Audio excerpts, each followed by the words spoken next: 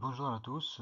Donc cette présentation de cours rein et grossesse, donc destinée aux étudiants de 5e année médecine, promotion de septembre 2020. Donc c'est une présentation PowerPoint commentée par des séquences audio.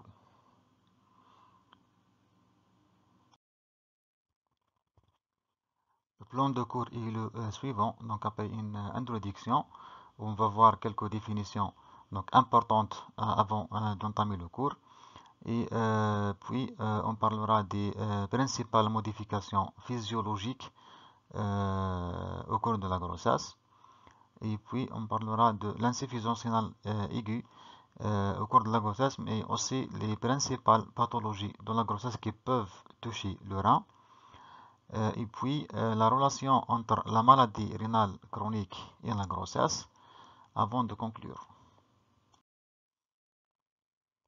Au cours de la grossesse, la maladie vasculaire, qui est une maladie fréquente et qui est une source de complications aussi fréquentes pendant la grossesse, ces maladies vasculaires de façon générale exposent la maman et le fœtus à des complications qui peuvent parfois engager leur pronostic donc vital. Donc c'est une véritable source de complications. La maladie la plus fréquente, la maladie vasculaire la plus fréquente pendant la grossesse, c'est l'HTA gravidique. Donc c'est une maladie qui est grave par ses complications qui peuvent être mortelles. Et la principale complication de cette HTA gravidique, c'est la prééclampsie. Donc, dans l'autre sens, la maladie rénale chronique qui touche environ 3 à 4% des femmes en âge de procréer, donc des femmes jeunes. Ces maladies rénales chroniques, quelle que soit leur nature, donc insuffisance rénale chronique ou protéinurie qui peut rentrer dans le cadre d'un syndrome néphrotique à LGM ou à GUM ou à secondaire à une néphropathie à IgA. Donc toutes ces néphropathies chroniques ou maladies rénales chroniques peuvent impacter et le pronostic fœtal et le pronostic maternel. La grossesse aussi, c'est une véritable épreuve d'effort glomérulaire donc, qui peut modifier l'évolution de la néphropathie. Donc, on voit que cette relation grossesse-rein, c'est une relation qui est bidirectionnelle. Donc, la grossesse peut influencer l'évolution ou le cours d'évolution de la néphropathie ou des maladies rénales chroniques de façon générale. Et dans le sens inverse, la néphropathie ou les maladies rénales chroniques peuvent impacter le cours de la grossesse et peuvent engager même le pronostic vital de la maman et de son fœtus. Donc, d'où l'importance de la planification de la grossesse chez les femmes atteintes de maladies rénales chroniques et considérer ces grossesses comme grossesse à risque qui nécessitent un bon suivi donc en collaboration entre néphrologue et gynécologue. Les définitions à connaître absolument sont la définition de l'HTA gravidique, la définition de l'HTA chronique, de la prééclampsie, de l'éclampsie et de HELLP syndrome. On commence par la définition de l'hypertension artérielle, donc l'HTA, qui est définie par une pression artérielle systolique supérieure ou égale à 140 mm de mercure et ou une pression artérielle diastolique supérieure ou égale à 90 mm de mercure. L'HTA gravidique est définie par la survenue d'une hypertension artérielle après la 20e semaine d'aménorrhée et qui régresse donc complètement avec une régression complète dans les 12 semaines postpartum. Ça, c'est un critère très important. L'HTA chronique, c'est une HTA qui s'installe, qui commence avant la 20e semaine d'aménorrhée ou qui persiste après 12 semaines de postpartum. Donc, une HTA gravidique peut devenir une HTA chronique si elle persiste au-delà de 12 semaines postpartum. La définition de la prééclampsie, donc c'est une association entre l'HTA gravidique et la protéinurie qui doit dépasser 300 mg par 24 heures. L'éclampsie, elle est définie par la survenue de crises convulsives sans cause individualisable et généralement chez une femme atteinte de prééclampsie, donc chez une femme prééclamptique. Le HELP syndrome, donc HELP c'est un acronyme anglais qui signifie hémolyse pour la lettre H, donc hémolyse, élévation des enzymes hépatiques, ou cytolyse hépatique, élévation de transaminase et une thrombopénie. Donc on distingue deux catégories d'hypertension artérielle chez la femme enceinte. Donc l'hypertension artérielle ou l'HTA peut être une HTA chronique, donc chez une femme connue hypertendue, donc suivie depuis des années, ou une hypertension artérielle qui s'installe avant la 20e semaine d'aménorrhée. Cette hypertension artérielle peut être une hypertension artérielle essentielle, donc HTA essentielle, ou une HTA secondaire à une autre pathologie. L'hypertension gravidique ou l'HTA gravidique qui s'installe après la 20e semaine d'aménorrhée et qui se normalise dans les 3 mois de postpartum, cette HTA gravidique peut être isolée, donc sans dysfonctionnement d'organes cibles, donc pas de dysfonction d'organes maternels, comme elle peut être associée à une atteinte d'organes ou une atteinte multiviscérale. Et les principaux organes cibles de cette hypertension artérielle sont le rein, le foie, le cerveau et le tissu sanguin. Donc, au niveau rénal, la pathologie peut se manifester par une prééclampsie ou par une insuffisance rénale aiguë qui peut être parfois sévère et qui peut engager le pronostic vital de la maman et de son fœtus. L'atteinte hépatique se traduit généralement par un HELP syndrome. Donc le HELP syndrome qui est une forme de micro-angiopathie thrombotique hépatique, donc c'est une atteinte de la microcirculation hépatique. Les troubles neurologiques sont surtout l'éclampsie qui est une atteinte très grave et le plus souvent mortelle. L'atteinte hématologique qui rentre généralement dans le cadre de microangiopathie thrombotique, elle associe le plus souvent une anémie hémolytique avec une thrombopénie. Après définition, donc on passe aux modifications physiologiques au cours de la grossesse et donc on va parler des principales modifications physiologiques. On peut les répartir en modifications anatomiques, modifications hémodynamiques et modifications fonctionnelles. Donc les deux principales modifications anatomiques rénales, donc c'est l'augmentation de la taille des reins et la dilatation des voies urinaires. Donc l'hydronéphrose ou l'hydronéphrose. Donc ces deux modifications sont des modifications physiologiques et normales au cours de la grossesse. Au cours de la grossesse, donc le rein peut augmenter de taille, donc d'environ 1 à 1,5 cm de grand axe, avec augmentation de volume rénal d'environ 30%. Donc il faut noter que cette augmentation se fait au profit de secteurs vasculaires et interstitiels. Donc c'est la congestion de secteurs vasculaires et c'est l'œdème interstitiel, mais sans augmentation de nombre de néphrons. Donc le nombre de néphrons reste constant. L'hydronéphrose ou l'hydronéphrose physiologique chez la femme enceinte, donc c'est une hydronéphrose qui est légère à modérée, donc elle n'est pas importante. Elle est en rapport avec une hypotonie des cavités pilocalicielles et des urétères. Cette hypotonie, elle est secondaire d'une part à l'imprégnation progestative, donc qui provoque un relâchement des muscles lisses des voies urinaires avec ralentissement de péristaltisme érythréal, et d'une autre part de la compression des urétères par l'utérus gravide et par les veines ovariennes dilatées. Donc c'est généralement à partir du deuxième trimestre de la grossesse. Donc l'hydronéphrose cette hydronéphrose expose la femme enceinte au risque infectieux. Donc c'est ce qui explique la fréquence des infections urinaires chez la femme enceinte. Et cette hydronéphrose, elle est prédominante à droite qu'à gauche.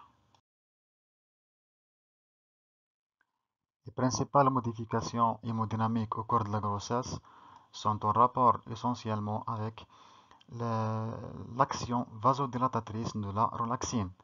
Cette relaxine qui est une hormone puissante hormone vasodilatatrice sécrétée par les ovaires de la femme enceinte.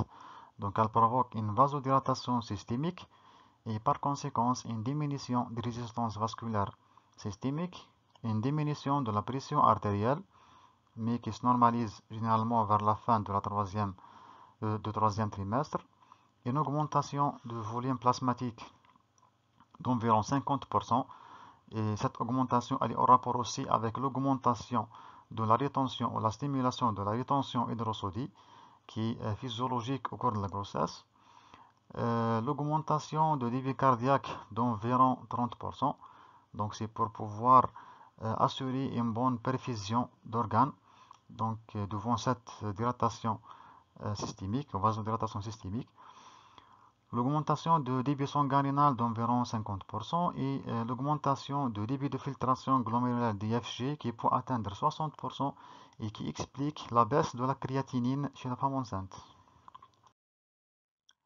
Les modifications fonctionnelles physiologiques au cours de la grossesse sont généralement la conséquence des modifications anatomiques et hémodynamiques et qui sont essentiellement la diminution de taux plasmatique de créatinine sanguine, donc qui est généralement inférieur à 8 mg par litre chez la femme enceinte. Donc généralement la créatinine normale ne dépasse pas 8 mg par litre. Donc l'augmentation de la protéinurie, mais qui ne dépasse pas 300 mg. Donc si elle dépasse 300 mg par 24 heures, elle devient pathologique. Une augmentation de la glycosurie ou une apparition d'une glycosurie physiologique sans diabète ni typulopathie. Donc c'est une glycosurie isolée. Avec aussi l'augmentation de la calciurie, la diminution de taux plasmatique de l'acide urique, de l'uricémie, et qui est en rapport avec l'augmentation du débit de filtration glomérulaire, donc c'est l'hyperfiltration glomérulaire, la diminution des réserves alcalines en raison d'une alcalose respiratoire secondaire à l'hyperventilation physiologique chez la femme enceinte. On commence le chapitre des maladies rénales au cours de la grossesse par l'insuffisance rénale aiguë, qui est définie par une dégradation aiguë et rapide de la fonction rénale, qui peut être accompagnée ou non d'une diminution de la diurèse. Donc il faut savoir que le seuil qui permet de définir l'insuffisance rénale aiguë chez la femme enceinte est abaissé. C'est à cause de l'augmentation de débit de filtration glomérulaire qui permet la diminution du taux plasmatique de la créatinine chez la femme enceinte. Donc, il n'y a pas une définition qui fait le consensus. Donc, il n'y a pas une définition consensuelle de l'insuffisance rénale aiguë chez la femme enceinte. Mais, de façon générale, on peut dire que toute augmentation rapide et brutale de la créatinine au-delà de 8 mg par litre, c'est une insuffisance rénale aiguë. Les étiologies de cette insuffisance rénale aiguë chez la femme enceinte sont variables en fonction de l'âge de grossesse. Schématiquement, on peut distinguer deux périodes différentes de la maladie rénale aiguë au cours de la grossesse. La première période, c'est au cours du premier trimestre, où l'insuffisance rénale aiguë est secondaire essentiellement aux vomissements incoercibles qui sont fréquents au cours du premier trimestre et aussi aux avortements septiques qui sont des avortements précoces.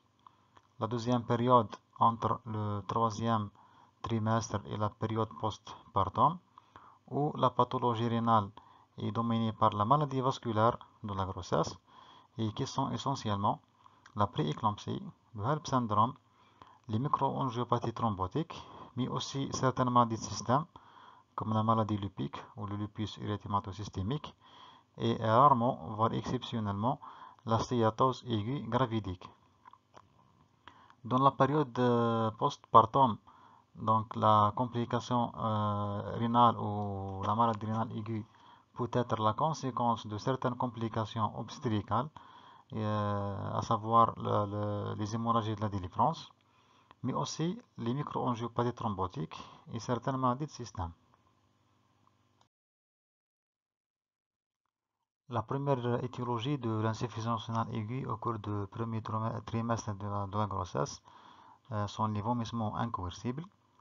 Donc, ces vomissements incoercibles font partie des signes sympathiques de la grossesse, donc qui sont fréquents chez la femme enceinte et notamment durant les premières grossesses, donc la première et deuxième grossesse.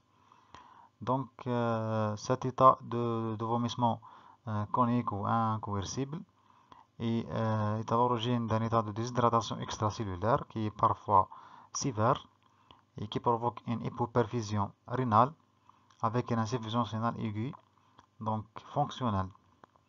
Cette insuffisance rénale aiguë peut être associée à des troubles hydroélectrolytiques et notamment l'hypocalémie qui est parfois sévère et l'alcalose métabolique, ce qu'on appelle l'alcalose métabolique de contraction, donc secondaire à l'état de déshydratation cellulaire, extracellulaire, avec un état d'hémoconcentration, donc avec augmentation de pourcentage de l'hématocrit et de taux plasmatique des protéines. Donc le traitement de ces vomissements incoercibles est essentiellement symptomatique, donc avec des médicaments antiémétiques. La correction, il faut bien sûr corriger l'état de hydratation extracellulaire avec un schéma de réhydratation. Et bien sûr, il faut toujours chercher et traiter les troubles hydroélectrolytiques associés. La deuxième étiologie de l'insuffisance rénale aiguë de premier trimestre de la grossesse, c'est les avortements septiques. Donc ces avortements septiques qui sont le plus souvent des avortements clandestins, qui ne respectent pas les conditions d'asepsie, et la conséquence c'est un état de sepsis ou de septicémie avec atteinte multiviscérale où le rein est fréquemment touché. Donc le diagnostic doit être évoqué devant toute insuffisance rénale aiguë chez une femme en âge de procréer dans un contexte de sepsis à point de départ gynécologique. Dans ce contexte, l'examen gynécologique trouve une place importante, donc à la recherche essentiellement des plis valvulaires, des métrorragies, des leucories et des douleurs au toucher vaginal. Le traitement associé bien sûr à un traitement antibiotique, donc adapté aux germes isolés, soit par hémoculture ou par examen bactériologique gynécologique, et un traitement symptomatique, donc en fonction des symptômes et en fonction de tableaux associés. On passe à la pathologie rénale au cours du troisième trimestre de la grossesse, qui sont dominées par la maladie vasculaire. Et la plus fréquente de ces maladies, c'est la prééclampsie, qui est définie par une HTA gravidique associée à une protéinurie dépassant les 300 mg par 24 heures. L'HTA gravidique, c'est une HTA qui s'installe après la 20e semaine d'aménorrhée. On peut parler d'une prééclampsie sérogétique, donc en cas d'une protéinurie plus de 300 mg après 20e semaine d'aménorrhée chez une femme connue hypertendue, donc, ou en cas d'installation d'une HTA avant la 20e semaine d'aménorrhée. Parfois, on peut tomber dans une situation un peu difficile pour définir la prééclampsie. C'est le cas des femmes qui présentent des protéinuries élevées qui peut dépasser le 300 mg avant la 20e semaine d'aménorrhée. Dans ce cas, la prééclampsie est définie par une HTA gravidique associée à une majoration de la protéinurie des 24 heures. L'insuffisance rénale aiguë, c'est une complication qui est rare de la prééclampsie.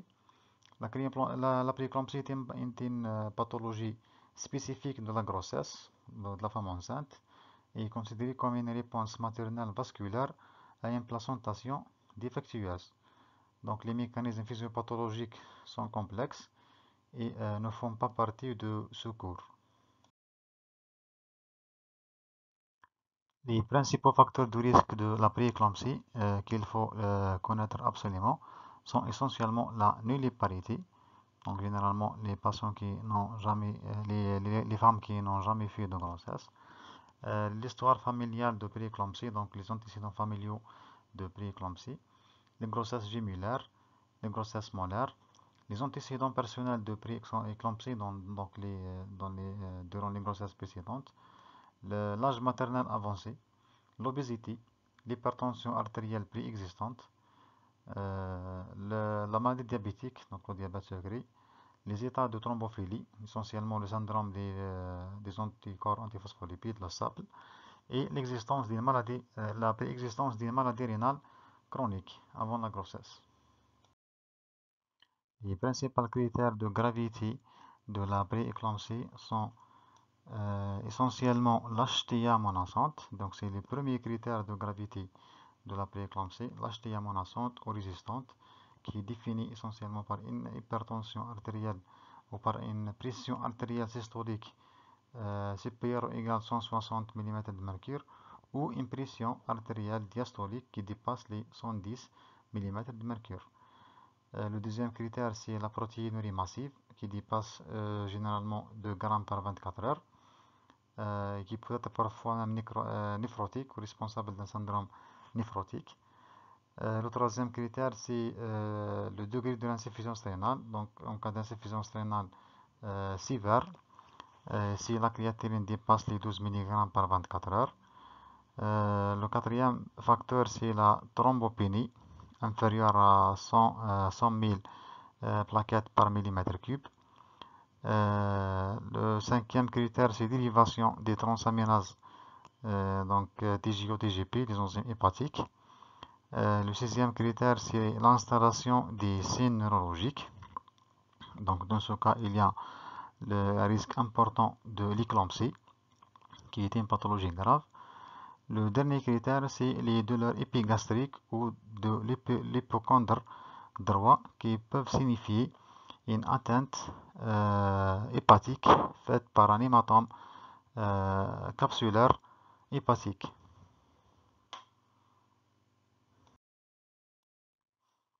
La prééclampsie est une pathologie grave qui peut exposer donc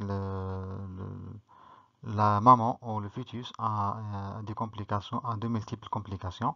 Donc les principales complications maternelles sont surtout l'éclampsie, qui est une pathologie grave et parfois fatale, le HELLP syndrome, l'hématome rétroplacentaire, l'insuffisance rénale aiguë, l'OAP ou l'œdème aigu du poumon et le syndrome hémorragique.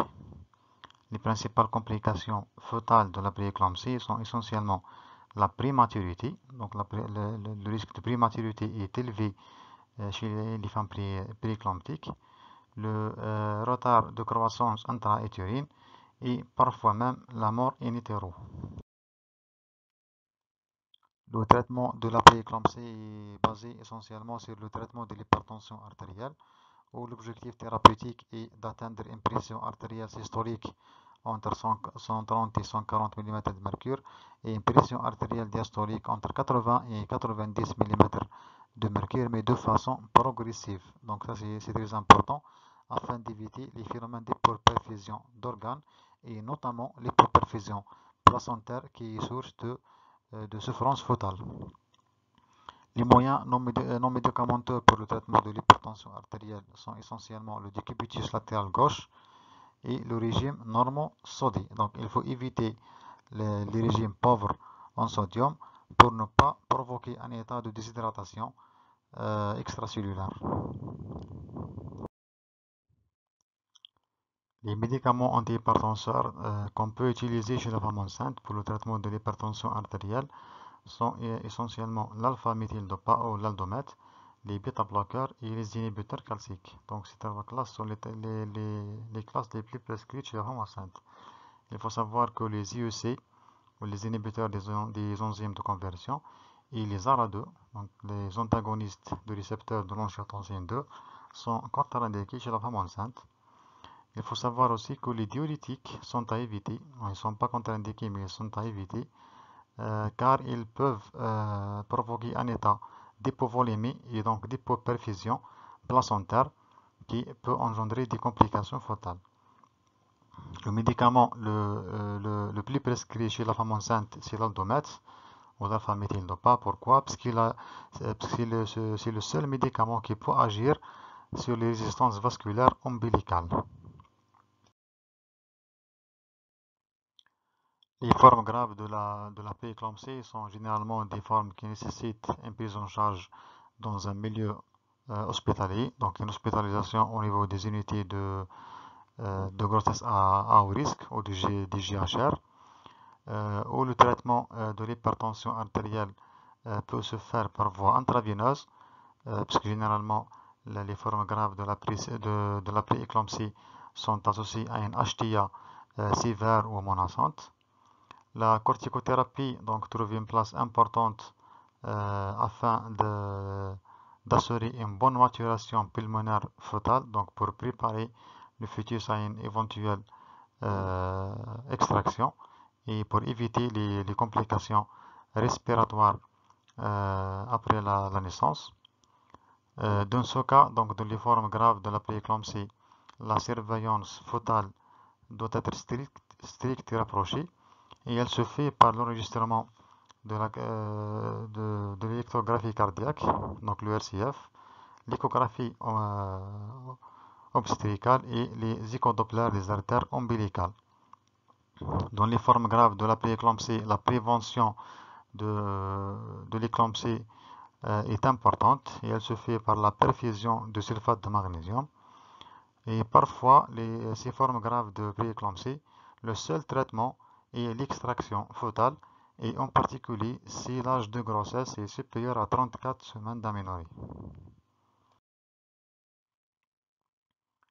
En cas d'éclampsie, donc qui est défini par la survenue de crise convulsive tonico-clonique sans cause évidente chez une femme prééclamptique.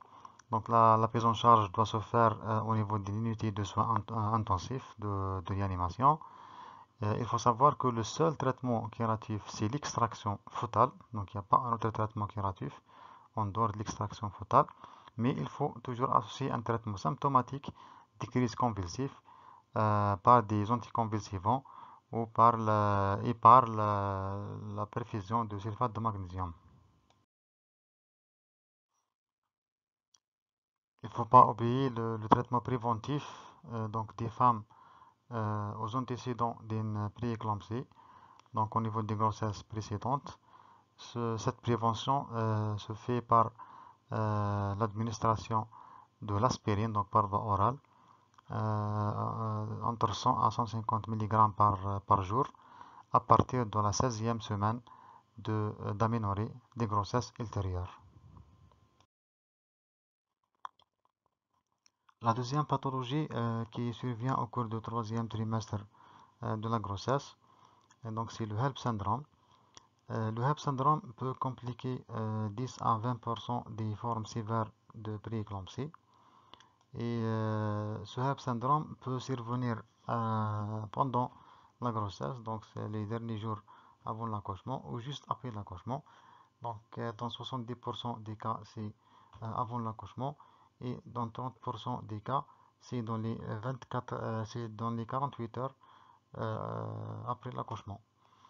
Il faut savoir que le HELP syndrome est une forme de microangiopathie thrombotique, donc c'est une atteinte de la microcirculation hépatique qui associe une hémolyse mécanique, donc avec présence de taux élevés de schizocytes, une élévation de l'ADH avec diminution de l'aptoglobine, une thrombopénie et une cytolyse hépatique modérée à sévère. Les manifestations cliniques de HELP syndrome sont dominées par les signes digestifs, donc qui sont essentiellement les douleurs épigastriques ou les épigastralgies lombaires, ou parfois de l'hypocondre droit, les nausées et les vomissements, donc ces ne sont pas spécifiques. Donc il y a un risque accru d'hématome sous-capsulaire de foie et parfois même d'hémopéritoine, et bien sûr un risque d'éclampsie.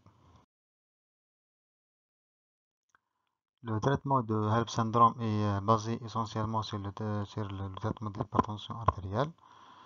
On peut parfois avoir recours à des transfusions sanguines en cas d'anémie sévère, donc en cas d'hémolyse sévère. La transfusion de kiloplaquettaires est à éviter, sauf en cas de risque hémorragique important ou si le taux de plaquettes est inférieur à 50 000. Il faut prévenir bien sûr l'installation de l'éclampsie par la perfusion de sulfate de magnésium. Et parfois, le seul traitement curatif de HELP syndrome ou des formes sévères de HELLP syndrome, c'est l'interruption de la grossesse, donc qui peut être indiquée en cas de signe de souffrance fœtale aiguë, d'hématome rétroplacentaire, en cas de thrombopénie inférieure à 50 000 plaquettes par millimètre cube, donc bien sûr après avoir corrigé le taux de plaquettes par les transfusions plaquettaires, en cas de signe de CVD et en cas d'hématome sous-capsulaire du foie. On passe maintenant aux situations de la grossesse chez les femmes atteintes de maladies rénales chroniques, donc que ce soit insuffisance rénale chronique ou protéinurie, syndrome néphrotique ou autre pathologie rénale chronique, pour voir essentiellement l'impact de la grossesse sur l'évolution de ces maladies chroniques. Donc on commence par l'effet de la grossesse sur la protéinurie. Donc chez les femmes atteintes de maladies rénales chroniques ou essentiellement des néphropathies glomérulaires qui sont exprimées essentiellement par la protéinurie. C'est le cas par exemple du syndrome néphrotique, quelle que soit son étiologie. Où on remarque une majoration de la protéinurie au cours de la grossesse. Donc cette majoration est l'aboutissement de deux mécanismes différents. Le premier mécanisme, bien sûr, c'est des modifications hémodynamiques physiologiques au cours de la grossesse. On a déjà vu ça par l'augmentation du débit de filtration glomérulaire et donc l'augmentation de la pression de filtration au niveau de la chambre glomérulaire qui aggrave la protéinurie, donc déjà préexistante. Et le deuxième mécanisme, c'est l'arrêt des médicaments, l'arrêt nécessaire des médicaments antiprotéinuriques qui sont essentiellement les IOC ou les ARA2, donc les inhibiteurs des enzymes de conversion ou les antagonistes de récepteurs de l'angiotensine 2 qui sont prescrits fréquemment chez les malades atteints de maladies rénales chroniques et qui sont contre-indiqués chez la femme enceinte. Donc on doit les arrêter avant la grossesse. Donc l'arrêt de ces médicaments antiprotéinuriques et qui ont un effet antiprotéinurique peuvent être la cause d'une augmentation ou d'une majoration d'une protéinurie préexistante. Il faut savoir que l'abondance de la protéinurie, quel que soit le taux de la protéinurie de 24 heures, n'est pas un critère d'arrêt de la grossesse.